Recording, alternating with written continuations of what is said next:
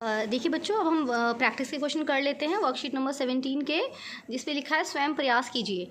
प्रश्न 1, दिए गए समीकरण के युग्म x + y = 8 और 2x - y = 10 के लिए x और y का मान ज्ञात कीजिए आलेख में। यानी आपको ग्राफ ड्रॉ करके फिर समीकरण युग्म को हल करना है। तो हम क्या करेंगे, पहले हम टेबल बनाते हैं ना। देखिए, ये मैं आपको यहाँ पे रफ में बता देती हूँ, ठीक है। थोड़ा शॉर्ट में बताऊँगी, लेकिन आपको अच्छे से अपनी नोटबुक में करना है। x + y = 8। तो यहाँ पर हम क्या करेंगे, एक बार x को 0 रख लिया, x को 0 रखेंगे तो y बराबर कितना हो जाएगा 8। x को 0 रखा तो y बराबर आया 8, और जब y को 0 रखेंगे तो x कितना आएगा 8, y को 0 रखा तो x बराबर कितना आया 8। एक टेबल हमारी ये बन गई। यहाँ से हम एक समीकरण का क्या करेंगे, ग्राफ बनाएंगे। दूसरी समीकरण हमारी ये है, तो यहाँ पर हम क्या करेंगे, देखिए इसके लिए टेबल बना लेते हैं। क्वेश्चन ये बहुत आसान है, अगर आप थोड़ा सा कोशिश करेंगे समझने की, बहुत आसान क्वेश्चन है। अब देखिए यहाँ पर हम x को जब 0 रखेंगे तो ये पूरी टर्म 0 हो जाएगी। x को हमने 0 रखा तो 2 × 0 पूरा 0 बन गया, ये पूरी टर्म खत्म, ठीक है। तो जब ये हमारा x बराबर हमने यहाँ 0 रखा तो ये पूरा खत्म। तो -y यानी -y = 10 आया, तो y बराबर कितना आया -10। क्लियर।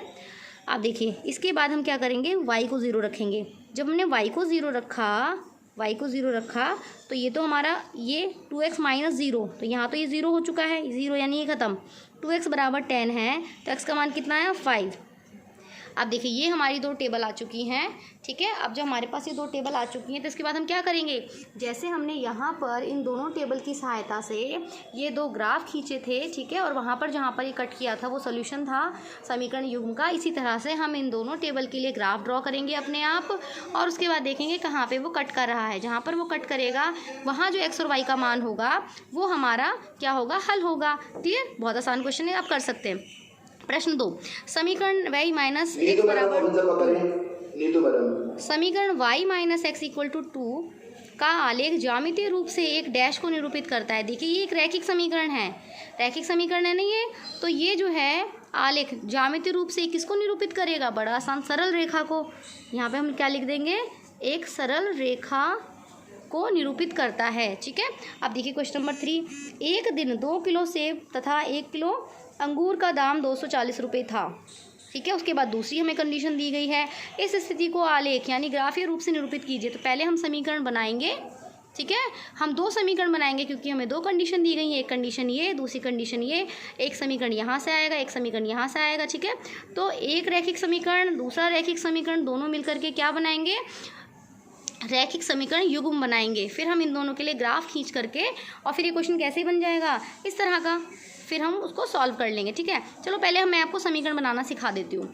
2 किलो सेब, अब यहाँ पर हमारे पास दो आर्टिकल हैं, एक सेब है एक अंगूर है। तो मान लिया हम यहाँ लिखेंगे माना, यहाँ हम लिख लेते हैं, चलो यहीं पर मैं लिख के दिखा देती हूँ। माना 1 किलो सेब का मूल्य बराबर x रुपये और 1 किलो अंगूर का मूल्य बराबर कितना y रुपये, ठीक है। 1 किलो सेब का मूल्य x रुपये, 1 किलो अंगूर का मूल्य y रुपये। तब यहाँ पर हमारी समीकरण क्या बनेगी, जब 1 किलो सेब का जो मूल्य है वो x रुपये है, तो 2 किलो सेब का मूल्य कितना होगा 2x। क्लियर। इसका होगा 2x, और 1 किलो अंगूर इसका कितना हुआ y। तो इन दोनों का टोटल हमने कितना पे किया 240 रुपये। तो यानी कि 2x + y = 240। हमारी पहली समीकरण क्या बनेगी, 2x + y = 240, और समीकरण दूसरी हमारी क्या बनेगी, 1 महीने बाद 4 किलो सेब। 4 किलो सेब का मतलब 4x + 2 किलो कितना अंगूर, यानी +2y = 500। क्लियर। हमने पर केजी जो एप्पल है उसका प्राइस हमने x रुपीज़ माना, और पर केजी यानी 1 kg ग्रेप्स का जो प्राइस है वो हमने y रुपीज़ माना। तब हमारी जो इक्वेशंस हैं, जो लीनियर इक्वेशंस हैं, वो हमारी किस तरह से आएंगी, ये हमारी समीकरण 1 बनी, ये 2 बनी।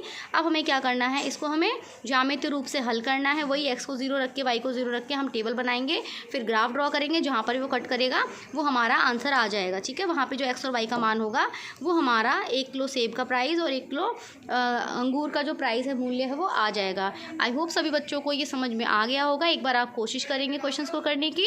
फिर भी अगर कोई प्रॉब्लम आती है तो आप मुझसे पर्सनली पूछेंगे, ठीक है। आप मैथ्स ग्रुप में मुझसे पूछ सकते हैं।